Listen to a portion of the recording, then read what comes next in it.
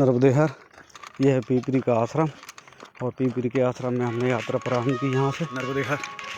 आज हमारी नर्मदा परिक्रमा का है 55वां दिन और तारीख है 7 जनवरी 2025 और आज सुबह पीपरी गांव से निकले हम लोग और ये हमारे परिक्रमा वाले सब निकल चुके हैं।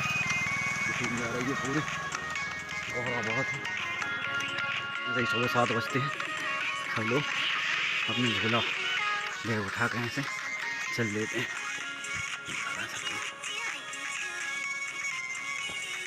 यहाँ से 1.5 किलोमीटर की दूरी पर है सीतावन आश्रम, वाल्मीकि आश्रम। वाल्मीकि आश्रम में पहुँचे हैं। आश्रम बना बहुत सुंदर, पहाड़ के ऊपर बना है। पहाड़ के नीचे ये जब नर्मदा जी सीता जी का लव कुश के जन्म पे यहाँ आई थी दाई क्रिया करने, तब की ये कुंड बने हुए हैं। बहुत सुंदर कुंड है, रेवा कुंड के नाम से। और ये ऊपर है लव कुश की गुफा, उसके दर्शन किए। लव कुश की गुफा में पत्थर खिसक गए हैं, गुफा छोटी सी बची है। जब हमने गुफा के अंदर कैमरा डाला तो बहुत बड़े सांप की एक केंचुली रखी थी वहाँ पर। छोटी सी गुफा है, पतली सी।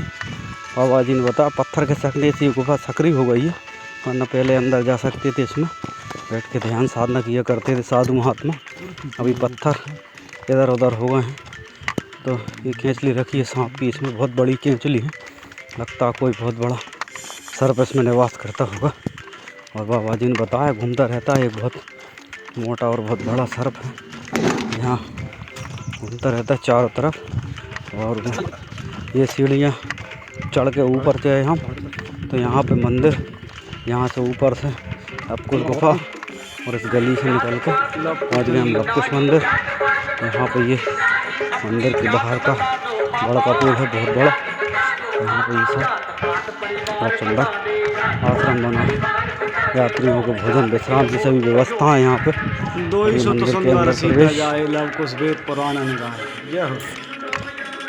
मंदिर में शेरों की पुतले रखे हैं बड़े बड़े और अंदर मंदिर है। अंदर में बाईं तरफ लव कुश, उनके पास में सीता जी के पास में रघुनाथ जी और भरत शत्रुघ्न लक्ष्मण जी सबकी मूर्तियाँ। इस तरफ कोने में ऋषि वाल्मीकि की मूर्ति है और गणेश जी की मूर्ति है। मंदिर बना हुआ बहुत सुंदर और शेर, बड़े अच्छे शेर की ये रखी हैं यहाँ पे।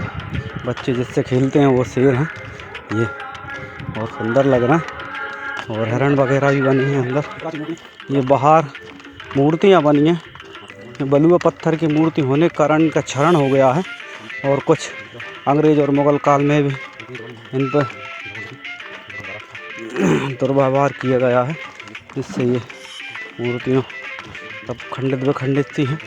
दीवार के अंदर बनी हुई मूर्तियाँ हैं सब और बहुत सुंदर मूर्तियाँ हैं ये सब।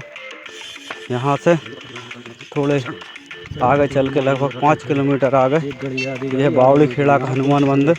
यहाँ पे यात्रियों के लिए भोजन विश्राम चाय पानी की सारी व्यवस्था है। यहाँ पे महाराज जी मिले, उन्होंने बढ़िया स्वागत किया। और इससे थोड़े से आगे जब हम चलते हैं तो बावड़ी खेड़ा गांव का एक और आश्रम है जो जंगल में बना है। बड़े स्वादिष्ट और विशाल टिक्कर है। नर्मदेहर, ये महाराज जी सेवा कर रहे हैं। ये नर्मदेहर महाराज जी का टिक्कर एक में कल्याण हो जाएगा। जय फूलों के टिक्कर हैं, बड़े स्वादिष्ट लगते हैं महाराज जी टिक्कर। घनघोर जंगल में सेवा कर रहे हैं भैया साधु महात्मा लोग।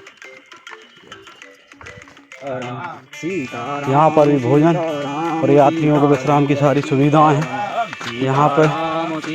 महाराज जी नर्मदेहर, तो सीतावन में कहाँ कैसा था महाराज जी? थोड़ा सा ये जो सीता मैया को धोबी को लड़ाई हुई थी, हाँ, तो लक्ष्मण जी लगे था, सीता जी को ना बिच्छूगढ़ पे छोड़ गया था। कहाँ पे? सीतावन में, देवास जिला के अंदर। हाँ, बिच्छूगढ़ इस पे छोड़ गया था। अच्छा जी। लक्ष्मण जी छोड़ने के बाद में सीता जी ने 3 दिन बिच्छूगढ़ पे बिताया। जी। उसके आगे चले 7 दिन एक जंगल का किनारा है उस पर बिताया हमने। जी। फिर वाल्मीकि जी का आश्रम पे आई।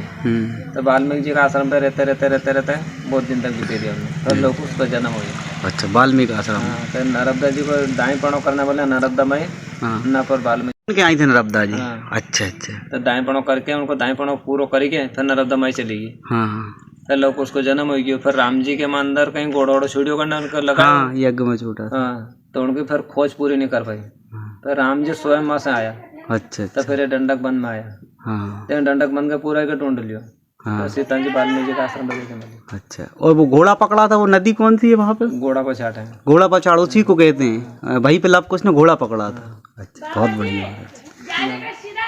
सीधा ये माता। और आगे कौन सी जगह बताई थी ये आश्रम है कोई सा आगे? आगे जयंती माता। जयंती माता का आगे अक्कल कुआ है। लक्कड़ कुआ। अक्कल कुआ बोलते हैं उसको, अक्कल कुआ। अक्कल कुआ। और इस जंगल को बोलते हैं लक्कड़कोट का जंगल। लक्कड़कोट का जंगल कितने किलोमीटर का महाराज जी? ना से 5 किलोमीटर जयंती माता जी है। जी जी। और ये लक्कड़कोट का जंगल चल रहा है। अच्छा लक्कड़कोट ही चल रहा है, मतलब 20 किलोमीटर का होगा। अक्कल कुआ? हाँ अक्कल कुआ नासा का 14 किलोमीटर। 14 किलोमीटर। अरे क्या। और बेड़ी हनुमान जी का जंगल में। बेड़ी हनुमान जी। जब से उनको बेड़ी नाम पड़ गया। अच्छा एक पैर अंदर घुसा है। एक पैर अंदर है और एक बाहर है, तो उनको बेड़ी हनुमान जी बोलते हैं। बीच जंगल में है वो तो। चलिए रब दे हर महाराज। यहाँ से 7 किलोमीटर पे जयंती माता मंदिर। जयंती माता मंदिर से पहले ये लकड़ी का पुल पड़ता है। ये खाड़ी नदी, खाड़ी नदी से खरगोन की सीमा समाप्त हो जाती है और यहाँ से लग जाता है खंडवा जिला। और ये पहाड़ी चढ़ के एक गुफानुमा कुआं है, इसमें अंदर गुफा भी है और ये कुआं बना हुआ है। इसको देखो, इसके आगे थोड़े से आगे है जयंती माता मंदिर।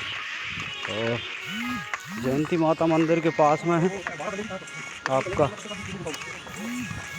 भैरव गुफा। ये बहुत दर्शनीय स्थल है। भैरव गुफा के पहले ये नदी है जिसमें पत्थर पड़े हैं।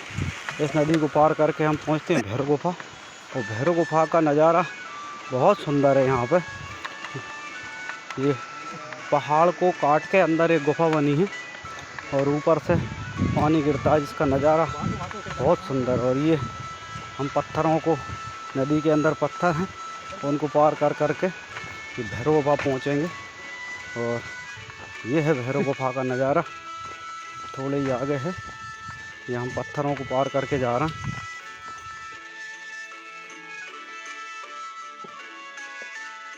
भैरव गुफा कोई मान्यता का कुंड है क्या ये? क्या मालूम करो।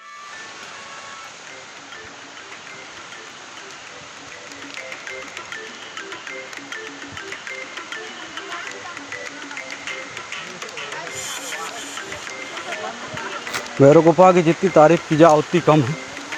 बहुत सुंदर और प्राकृतिक नज़ारा है।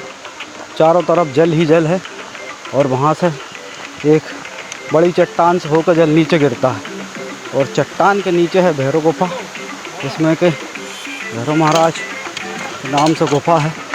और यहाँ पे भैरव महाराज का स्थान है, ऊपर मैया का स्थान है। ये भैरव गुफा का दृश्य, इसमें एक सीढ़ी लगी है। इस सीढ़ी से हम लोग नीचे जाएंगे और पानी का प्रवाह इतना है कि सीढ़ी पे तक पानी आता है। ये हम लोग धीरे धीरे नीचे जा रहे हैं और ये जो जल है ये सीढ़ी पे तक आता है और इसके नीचे उतर के है गुफा, इसका दर्शन करेंगे। गुफा में पानी टपकता रहता है चारों तरफ से, ऊपर से नीचे से सब दूर से पानी टपकता रहता है। ये है ये नज़ारा, तो बहुत सुंदर नज़ारा है।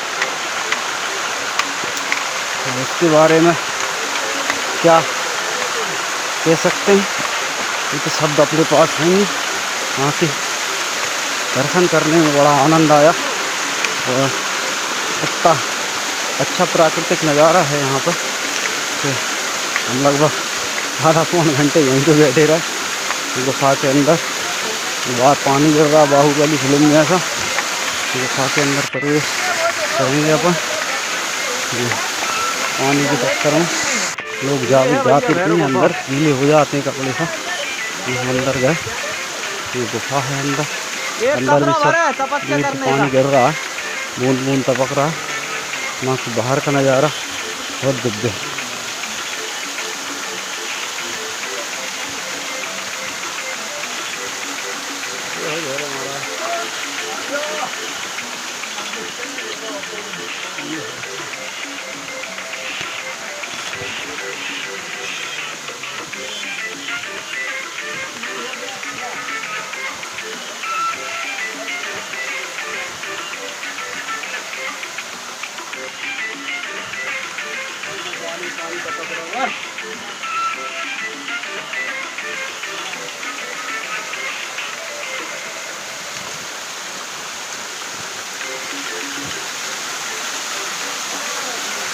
ये पत्थर हैं,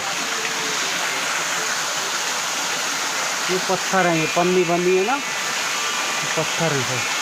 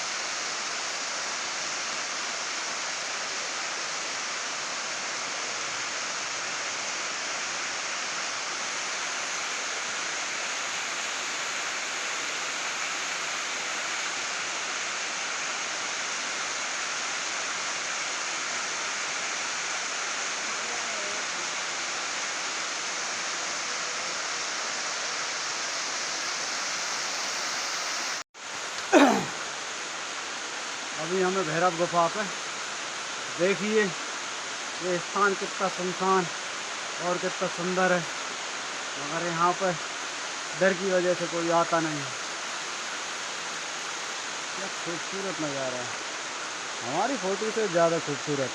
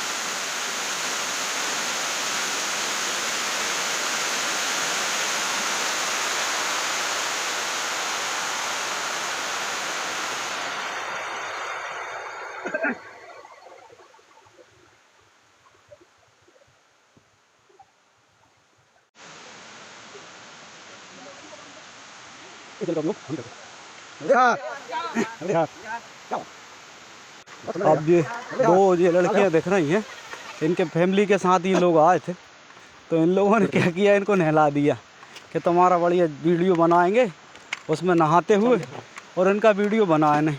ये दोनों बड़ी गुस्सा थी। भैरव गुफा के दर्शन करके हम पहुँचे जयंती माता मंदिर। जयंती माता मंदिर कनेरी, जयंती माता मंदिर सिद्ध पीठ है। यहाँ पे मैया की बड़ी दिव्य प्रतिमा और पांडव कालीन मंदिर है। यहाँ पे शाम को आरती की, और हमारा बड़ा सौभाग्य रहा मैया की आरती खुद करने का सौभाग्य हमें मिला। यहाँ पे आरती के बाद भोजन, मैया की आरती, बहुत सौभाग्य था मैया की। पंडित जी बहुत सरल हृदय थे, उन्होंने स्वयं बुला के आरती के लिए कहा, और ये मैया के सुंदर दर्शन। ये हैं पंडित जी यहाँ के। भोजन और यात्रियों को विश्राम की सब व्यवस्था बहुत अच्छे से करते हैं, और सुबह बाल भोग लेके उसके बाद जाने का आदेश है पंडित जी का, क्योंकि रास्ता कठिन है। तो शाम को ये भोजन व्यवस्था में सहयोग करवाया थोड़ा बहुत। सभी परिक्रमावासी भोजन कर रहे हैं, लगभग 80-90 के लगभग परिक्रमावासी हैं। सब 3-4 लाइनों में बैठ के भोजन चल रहा, सीताराम का भजन। और सुबह निकलेंगे अब पामाखेड़े के लिए जंगल के रास्ते से, जो कि यहाँ से 20 किलोमीटर जंगल ही जंगल है। गांव भी हैं बीच में, मगर आजू बाजू में है, उनका रोड से कोई वास्ता नहीं। नर्मदे हर, नर्मदे हर, नर्मदे हर जिंदगी भर।